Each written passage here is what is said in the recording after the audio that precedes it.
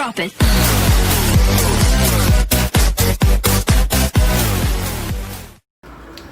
नमस्कार दोस्तों, स्वागत है आप सभी का पॉलिटिकल फिल्मी रायता में।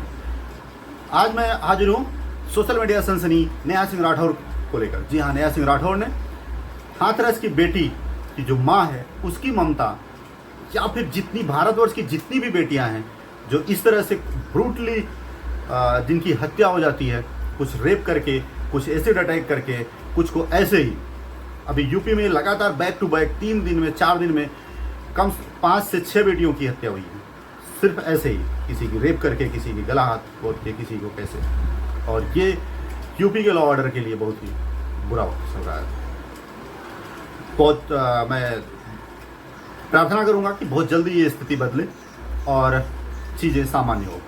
नेहा सिंह राठौर जो खुद ही रचयिता हैं और गायिका हैं, और उन्होंने एक माँ की ममता, जिसकी बेटी अब इस दुनिया में नहीं रही, उसके ऊपर उन्होंने एक बेहतरीन रचना को अपनी आवाज़ दिया है, और उसे आप लोग सुनिए और सराहिए और सपोर्ट कीजिए। जी हाँ, हमें सब्सक्राइब करना ना भूलिए।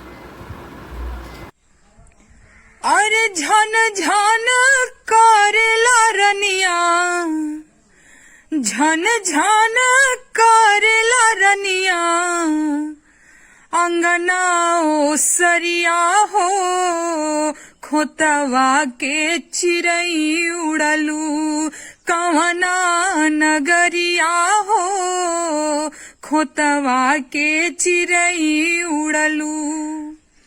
नसले धर्मवा तोहार, नसले धर्मवा तोहार, अरे लुटले इजतिया हो, भेड़िया दरिंदा इनकर कवनो ना जतिया हो, भेड़िया दरिंदा इनकर। अंत्येष्टि संस्कार के दौरान हरदी लगावल जाला अगर कुंवर लड़की जिंदगी से विदा हो जाली संत।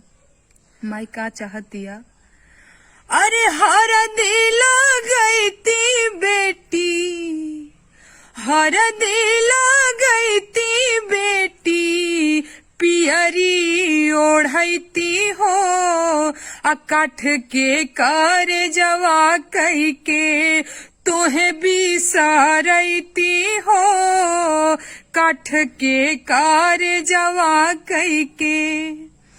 कि देखे ना देहल दैवा, देखे ना देहल दैवा, तोहरी सूरतिया हो, अरे बड़ नीरा मोही लोगवा, जरैले आधीरतिया हो, छछने लाजियरा हमर, फाटेला छतिया हो, छछने लाजियरा हमर।